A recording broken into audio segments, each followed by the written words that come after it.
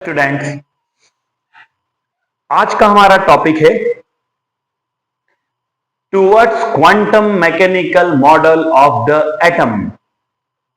Last video में हमने Bohr model के बारे में बातचीत की कि बोहर मॉडल से कैसे जो रदरफोर्ड के मॉडल की लिमिटेशंस थी उनको दूर किया गया। अब बोहर मॉडल के बाद में जो स्ट्रक्चर ऑफ एटम के लिए मॉडल दिया गया था वो मॉडल था quantum mechanical model of the atom. Quantum mechanical model, तो क्वांटम मैकेनिकल मॉडल तक हमको पहुंचने के पहले डी ब्रॉगली प्रिंसिपल पढ़ना पड़ेगा, हाइजेनबर्ग अनसर्टेनिटी प्रिंसिपल पढ़ना पड़ेगा और क्वांटम मैकेनिक्स का इंट्रोडक्शन पढ़ना पड़ेगा। तो हम कहां पहुंच पाएंगे? Quantum mechanical model of the atom. तो हमारा आज की टॉपिक, आज का जो हमारा टॉपिक है वो है ही क्या? Towards quantum mechanical model of atom. मतलब हम किसकी ओर मूव करना है, किसकी ओर मूव कर रहे हैं? क्वांटम मैकेनिकल मॉडल की ओर मूव कर रहे हैं। तो उस वहां तक पहुंचने में जो जो भी कॉन्सेप्ट हमको पढ़ना है वो हम वन बाय वन पढ़ेंगे।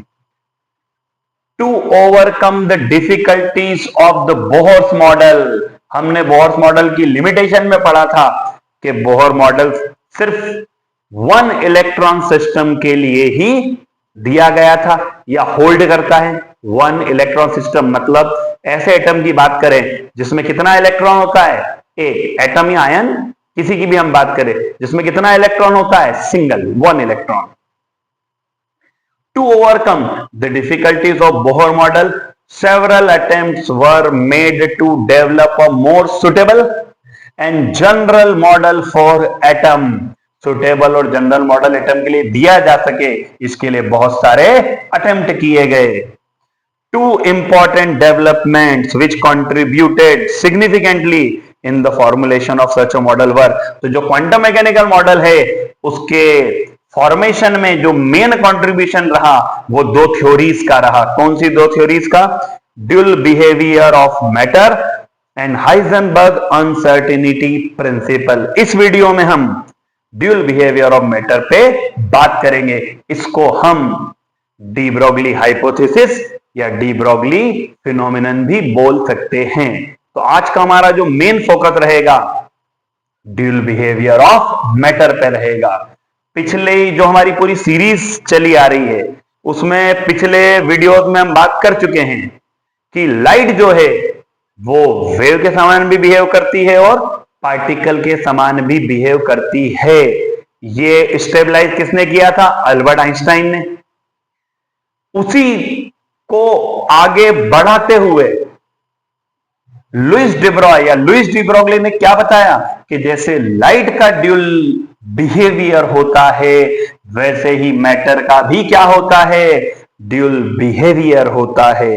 मैटर का भी ड्यूल बिहेवियर होता है। लुइस डी ब्रॉय या Louis de Broglie revolutionized quantum mechanics by proposing de Broglie hypothesis for which he won the 1929 Nobel prize in physics.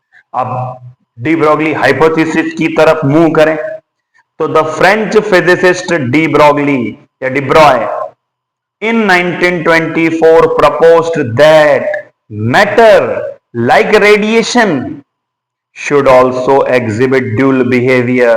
मतलब मैटर भी रेडिएशन के समान ड्यूल बिहेवियर शो करता है। Dual behaviour means both particle and wave like behaviour या property show करना। This means that the photon has momentum as well as wavelength। Momentum कब होगा? जब हम उसको एज अ पार्टिकल ट्रीट करें। और हम बोल रहे हैं कि कोई भी मैटर जो होगा वो क्या शो करेगा? ड्यूल बिहेवियर शो करेगा। तो इसी को मैं थोड़ा सा चेंज करके बोलता हूं। Each moving material particle, each moving material particle, material particle मतलब जो मैटर जिन पार्टिकल से मिलकर बनी हुई है।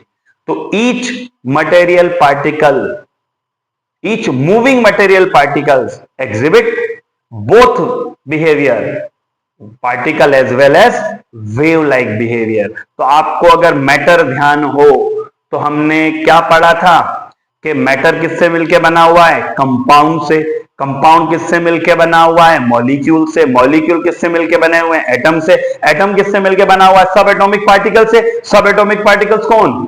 Electron, proton, neutron. क्लियर? हम सब पढ़ चुके हैं। तो हम क्या बोलना चाह रहे हैं कि मैटर का कोई भी अगर पार्टिकल है तो वो पार्टिकल तो है लेकिन उसके साथ वेव भी एसोसिएटेड होगी। ये सबसे पहले किसने बताया था? लुइस डी ब्रॉय ने बताया था। तो कोई भी पार्टिकल हो, फोटोन एक पार्टिकल है तो हम बोल रहे फोटोन में मोमेंटम भी होगा और साथ ही साथ वेवलेंथ भी होगी। इलेक्ट्रॉन में मोमेंटम भी होगा, साथ ही साथ वेवलेंथ भी होगी। De Broglie from this analogy gave the following relation between wavelength and momentum of a material particle. Material particle जो है उसके मोमेंटम और वेवलेंथ में रिलेशन की बात करें तो रिलेशन डी ब्रॉय ने क्या दिया था? Lambda equal H divided by P, जहां एच प्लैंक्स कांस्टेंट है, पी पार्टिकल का मोमेंटम है और लैम्डा जो उस पार्टिकल के साथ एसोसिएटेड वेव है उस वेव की वेवलेंथ है। हम अगर डायग्रामेटिकली बात करें तो ये कोई पार्टिकल है, इसके साथ क्या एसोसिएटेड होगी? वेव। और वेवलेंथ हम जानते हैं दो क्रेस्ट या दो ट्रफ के बीच की डिस्टेंस। यहां ट्रफ ले लेते हैं, ये दो क्रेस्ट है, ये दो ट्रफ है। ऊपर वाले को क्रेस्ट बोलते हैं, नीचे वाले को ट्रफ। दो क्रेस्ट के बीच की या दो ट्रफ के बीच की डिस्टेंस क्या कहलाती है? वेवलेंथ कहलाती है। तो डी ब्रॉय ने जो कॉन्सेप्ट दिया ये अभी तक जितने भी कॉन्सेप्ट थे उनसे बिल्कुल डिफरेंट कुछ था। क्लियर? पार्टिकल के साथ भी क्या एसोसिएटेड है? वेव। ये इलेक्ट्रॉन्स हैं जो न्यूक्लियस के चारों रिवॉल्व करते हैं तो इनके साथ भी क्या एसोसिएटेड दिख रही है? वेव एसोसिएटेड दिख रही है। D Broglie's prediction was confirmed experimentally when it was found that an electron beam undergoes diffraction। जो लुइस डी ब्रॉय ने या डी ब्रोगली ने बताया वो एक्सपेरिमेंटली कंफर्म भी हुआ। कब हुआ? जब electron beam, Louis de Broglie के पहले तो ये माना जाता था कि इलेक्ट्रॉन एक पार्टिकल है, लेकिन जब इलेक्ट्रॉन बीम में डिफ्रेक्शन देखा गया, इंटरफेरेंस देखा गया, हम पिछले कुछ वीडियोस में बात कर चुके हैं कि इंटरफेरेंस और डिफ्रेक्शन किसके फिनोमिनन है? जब light as a wave behave करती है, मतलब वेव के फिनोमिना है। तो अगर इलेक्ट्रॉन बीम में डिफ्रेक्शन आपको देखने को मिल रहा है, इंटरफेरेंस आपको देखने को मिल रहा है, मतलब इलेक्ट्रॉन के साथ श्योरिटी है कि क्या एसोसिएटेड है? वेव एसोसिएटेड है। A phenomenon characteristics of wave. This fact has been put to use in making an electron microscope. आप ध्यान से सुनिएगा कि ये जो इन्वेंशन हुआ, ये जो फैक्ट था, इसको कहां यूज किया गया? इलेक्ट्रॉन माइक्रोस्कोप बनाने में। which is based on the wave like behavior of electron, particle like behavior नहीं, ये किसके ऊपर बेस्ड है? wave like behavior of electron, just as an ordinary microscope utilize the wave nature of light। तो जो ordinary microscope होता है वो लाइट के wave nature को यूटिलाइज करता है, वैसे वैसे इलेक्ट्रॉन माइक्रोस्कोप जो है वो इलेक्ट्रॉन की वेव की, जो इलेक्ट्रॉन के साथ जो वेव एसोसिएटेड उस प्रॉपर्टी को क्या करता है? यूटिलाइज करता है। एन इलेक्ट्रॉन माइक्रोस्कोप जो इन्वेंट हुआ वो बहुत ही पावरफुल टूल सिद्ध हुआ। कहां? मॉडर्न साइंटिफिक रिसर्च में। क्यों? Because it achieves a magnification of about 15 million times. क्योंकि इसका मैग्निफिकेशन उस समय जो माइक्रोस्कोप थे उनसे 15 मिलियन टाइम्स क्या था? ज्यादा था। अब मैं आपको एक शॉर्ट में बता देता हूं कि व्हाट इज मैग्निफिकेशन, ताकि आपको समझ में आए कि मैग्निफिकेशन का मतलब क्या होता है। ये लिखना नहीं है, अगर हम कभी डी ब्रोगली प्रिंसिपल को लिखें तो इसे समझने के लिए। Magnification is the ability of a microscope, microscope ही पढ़ रहे हैं हम, to produce an image of an object at a scale larger और even smaller than its actual size.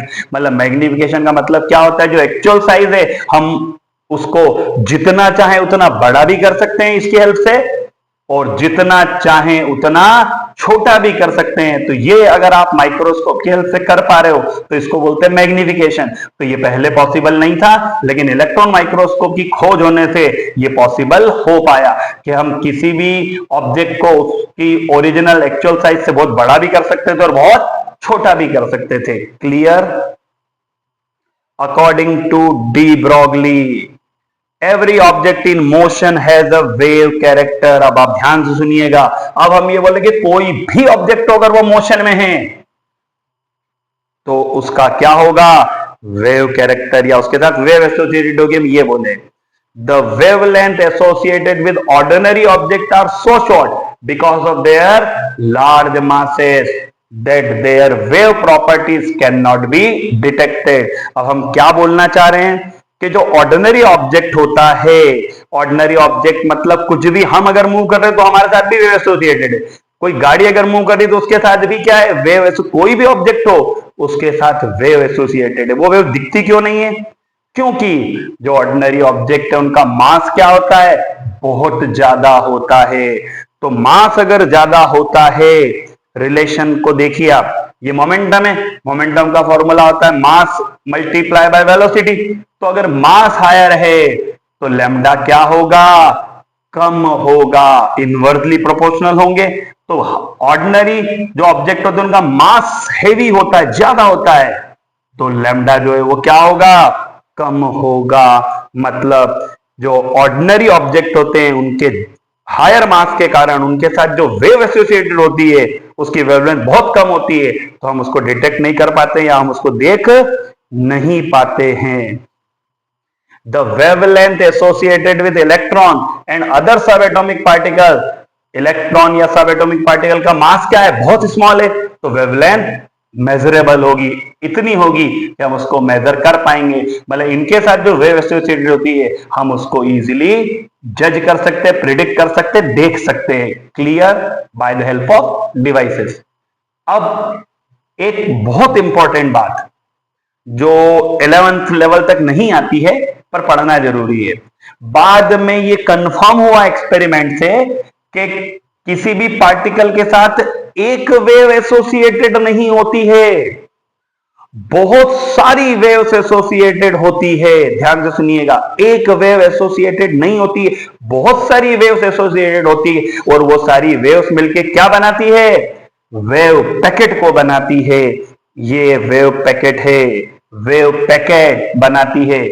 इस वेव पैकेट की अगर हम बात करें तो ये हम मीन पोजीशन ले लेते हैं। ये डिस्प्लेसमेंट दिख रहा, हम ऑलरेडी बात कर चुके हैं डिफ्रेक्शन इंटरफेरेंस वाले वीडियो में। तो जहां एम्पलीट्यूड हायर होगा वहां पार्टिकल के होने की प्रोबेबिलिटी मैक्सिमम होगी या ज्यादा होगी। अब ध्यान से सुनिएगा मैं क्या बोल रहा हूं।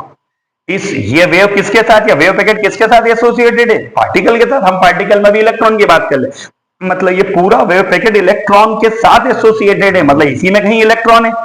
तो इलेक्ट्रॉन कहां होगा? जहां मैग्नीट्यूड मैक्सिमम होगा वहां होगा, श्योरिटी नहीं है, वहां होने की प्रोबेबिलिटी ज्यादा है। और जहां मैग्नीट्यूड कम है वहां भी हो सकता है, लेकिन वहां होने की प्रोबेबिलिटी कम है। आई होप सो कि आपको डी ब्रोगली प्रिंसिपल पूरा समझ में आया होगा। ये हमारा जो डी ब्रोगली प्रिंसिपल था वो खत्म होता है। हम नेक्स्ट वीडियो में हाइजेनबर्ग अनसर्टेनिटी प्रिंसिपल को स्टडी करेंगे। Thank you.